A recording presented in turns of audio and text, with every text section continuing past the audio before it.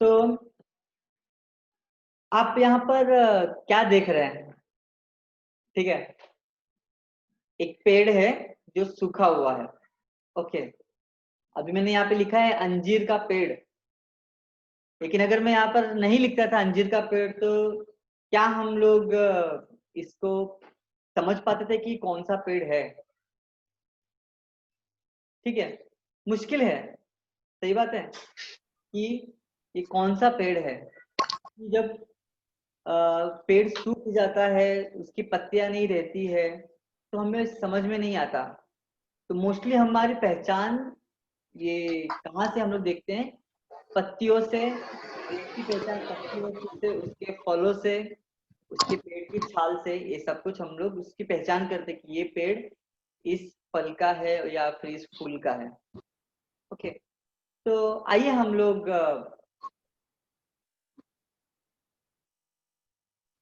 ये वचन पढ़ेंगे। मत्ती 21वां अध्याय 18 से 22वां वचन। यहाँ पे कहता है कि अगले दिन सुबह सुबह जब यीशु मसीह नगर को वापस लौट रहे थे तो यीशु मसीह को भूख लगी। तो यीशु मसीह राह के किनारे उसने एक अंजीर का पेड़ देखा।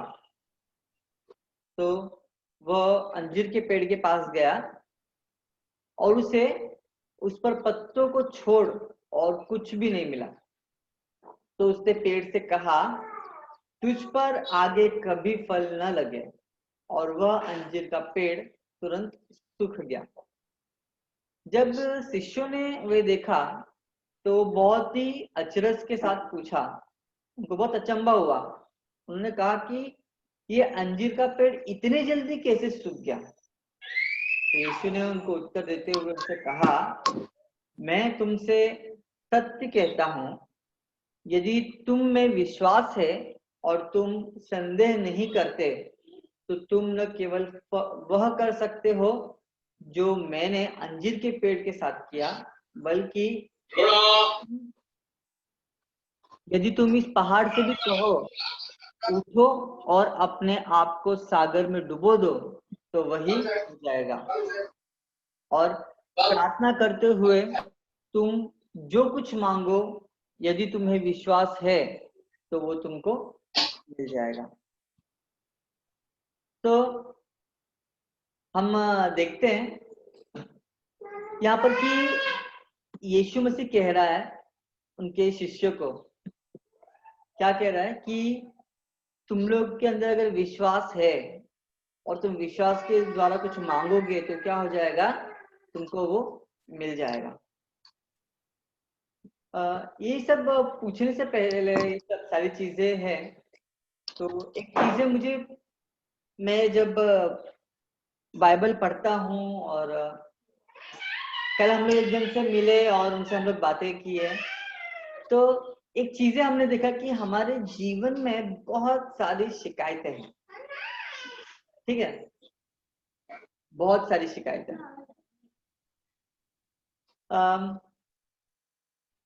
तो ये शिकायतें सिर्फ हमको नहीं है या सिर्फ मुझे नहीं है या फिर मेरे परिवार में नहीं है।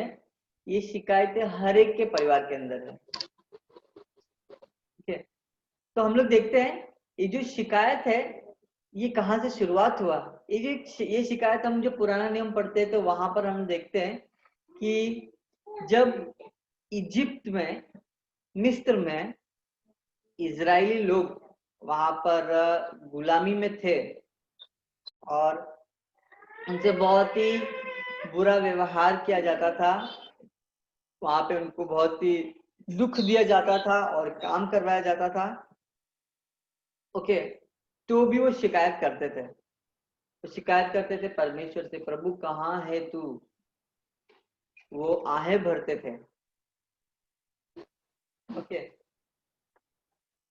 तो जब ये इजरायली लोग वहां से निकले और उनको अभी काम नहीं करना पड़ रहा है, उनको वो मेहनत नहीं करनी पड़ रही जो पहले वो करते थे, और उनको चाबुक या कोड़े नहीं खाने पड़ते थे, ऐसा कुछ भी नहीं करना पड़ता था। उनको खाने के लिए क्या करना पड़ता था, सुबह उठना, जाकर अपना खाना बटोर के लेकर आना, तो पकाकर खाना, फ्री में। खेती करने की भी जरूरत नहीं थी, कुछ मेहनत करने की भी जरूरत नहीं थी, सिर्फ खाना बटोरो, लेकर आओ और खाओ। ठीक है। लेकिन जब हम बाइबल पढ़ते हैं तो वहां पर और एक चीज हम देखते हैं, फिर भी लोग वहां पर शिकायत करते हैं। तो इंसान का जो एक नेचर है वो शिकायतों में ही लगा हुआ रहता है। एक कहानी है, एक कहानी में एक ऐसा कहता है कि एक मछुआरा था। वो मछुआरे के पास ना कुछ ज्यादा चीजें नहीं थी, वो गरीब था और छोटे से झोपड़े में रहता था। तो उसकी बीवी को एक शिकायत रहती थी। उसकी शिकायत ऐसी थी कि तुम सिर्फ हमारे खाने भर की मछली पकड़ के लेकर आते हो, और जो थोड़ी सी मछली रहती है वो तुम पकड़ के लेके आते हो और मार्केट में बेचते हो, और थोड़ा सा पैसा आता है। ना ही मेरे पास अच्छे कपड़े हैं, ना ही मेरे पास अच्छा खाना है, ना ही मेरे पास अच्छा घर है। तो यहाँ पे वो तीनों चीजें बोलती है, यहाँ पे वो तीनों चीजें बोलती है, रोटी, कपड़ा और मकान। रोटी, कपड़ा और मकान, कुछ भी चीज उसके पास मुहैया नहीं है। तो बहुत उदास रहता है वो मछुआरा और जाता है, वो जो नदी के किनारे वो बैठता है। तो वो नदी के किनारे जाल डालता है, तो उसको कुछ नहीं मिलता है। वापस दूसरी बार जाल डालता है, कुछ नहीं मिलता है। फिर से तीसरी बार जाल डालता है, कुछ भी नहीं मिलता है। तो वो वापस घर पे लौट के आ जाता है। और ऐसा होता है, उसकी बीवी बहुत गुस्सा होती है, बोलती है घर पे कुछ भी खाने के लिए नहीं है, तुमको समझ में नहीं आता है। बहुत शिकायत करती है, कैसे तुम्हारा शादी कैसे मेरे साथ में हो गया, मेरा जीवन बर्बाद हो गया, ये हो गया, वो हो गया। बहुत शिकायत, बहुत शिकायत, बहुत शिकायत। तो मछुआरा क्या करता है, वापस से उसको गुस्सा आता है तो वापस से जाल उठा के जाता है, नदी में जाल फेंकता है। एक बार फेंकता है नहीं, दो बार फेंकता नहीं, 3 बार, 5 बार, नहीं, कुछ भी नहीं फंसता उसके। तो वो बैठ के रोने लगता है। सो बाद में फिर से एक बार वो जाल डालता तो उसके जाल में एक मछली आती है। ठीक है। वो मछली एक सुनहरी मछली रहती है। वो मछली उससे बातें करती है, कहती है कि तुम मुझे छोड़ दो, अगर तुम मुझे छोड़ दोगे तो तुमको जो चाहिए वो मैं तुमको दूंगी। तो वो बोलता है ठीक है।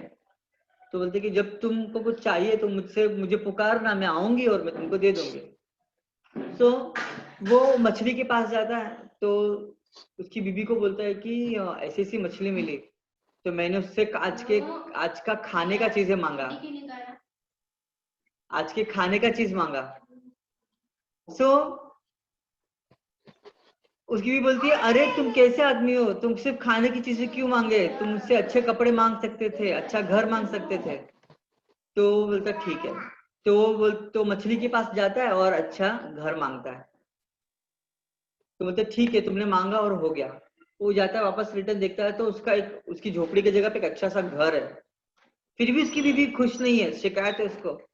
बोलते अच्छा घर है, अच्छा सब कुछ है, लेकिन काम करने के लिए कोई नहीं है। इतना बड़ा तो घर तो हो गया। फिर वापस मछली के पास जाता है, बोलते मेरी बीवी को घर में काम करने के लिए कोई कुछ चाहिए। अरे तो ठीक है। वापस घर पे जाता है तो उसको घर पे काम करने वाले नौकर मिलते हैं। फिर उसकी बीवी खुश नहीं है, बोलती है घर में भी इतने सारे लोग आ गए, मुझे घर भी छोटा पड़ा, मुझे अभी महल चाहिए। तो वापस जाता है, महल मांगता है। फिर बोलते हीरे जवाहरात मांग, सब मांगते रहता है। उसकी बीवी की शिकायत लेकिन कम नहीं होती है। अंत में वो उसकी बीवी बोलती है मुझे दुनिया का सबसे शक्तिशाली इंसान बनना है, सबसे पावरफुल। तो सबसे पावरफुल बनाती है। लेकिन जब वो घर पे आता है तो देखता है तो उसकी बीवी किधर है ही नहीं। तो मछली को आके पूछता है कि अरे मेरी बीवी कहाँ गई। तो बोलते वो इतनी पावरफुल बन गई है कि किसी को दिखाई नहीं देगी, अभी अदृश्य हो गई है। तो उसके बाद में फिर से वो रोने लगता है। तो उसकी बीवी उससे बोलती है, उसकी बीवी की सिर्फ आवाज आती है लेकिन वो दिखाई नहीं दे रही है, तो उसकी बीवी बोलती है, मैंने बहुत ही गलत कर दिया। तो उसका आदमी बोलता अभी तुमको क्या चाहिए, तो बोलते मुझे पहले जैसे हमसे वैसा ही ठीक था। तो वापस जाते मछली के पास और फिर से वो कहते हैं मैं जैसा था वैसा ही ठीक था, तो उसको फिर से वो मछली वैसा बना देती है। तो एक कहानी का बोलने का मतलब है कि हमारे जीवन में कुछ भी है, ठीक है, उससे हम लोगों को शिकायतें ही रहती है। अब हम देखते हैं मिस्र में, मिस्र के जो लोग हैं वो इजिप्ट में थे। मिस्र में जो इजरायली लोग थे उसके ऊपर बहुत गुलामी की जाती थी, मार मारा जाता था, बहुत तकलीफ दी जाती थी। लेकिन जब उनको छुड़ाकर मूसा लेकर आया तो आपको पता है उन लोग क्या कहने लग गए, उन लोग शिकायत करने लग गए। खाना, शिकायत किसके ऊपर से, खाने के ऊपर से। हमारे पास खाना नहीं, मिस्र में तो हमको मटन मच्छी मिलता था, लेकिन मिस्र में जो मार मिलती थी वो उनको याद नहीं है। सो उस समय में भी परमेश्वर ने क्या किया, उनको खाना दिया, उनको फ्रेश मटन दिया खाने के लिए, उनको रोज खाना दिया खाने के लिए, पानी दिया, सब कुछ दिया। खाली रहने के लिए घर नहीं था उनके पास, बाकी सब कुछ परमेश्वर ने उनको वहां पर दे दिया। लेकिन हम देखते हैं कि मिस्र में से इतने सारे लोग निकले, तो इतने सारे लोगों में से कितने लोग वादा किया हुआ देश में पहुंचे। मिस्र में से निकलने के समय पे लाखों लोग निकले, लेकिन आपको पता है वादा किया देश में कितने लोग पहुंचे, किसको पता है? शायद योशु। बाइबल बोलती है खाली यहोशू और कालेब, बोलते 1 लाख लोग में से सिर्फ इतने लोग ही पहुंचे। आपको ऐसा लगता नहीं कि ये अचरज जैसा है कुछ? मूसा भी नहीं पहुंचा। आपने कभी ऐसा ध्यान लगाया ऐसा कि क्यों ऐसा है, क्यों ऐसा परमेश्वर करता है? मूसा ने इतने सारे लोगों को लेकर आया, वो भी वादा किया हुआ देश में नहीं पहुंचा। आपने सोचा कभी क्यों नहीं पहुंचा?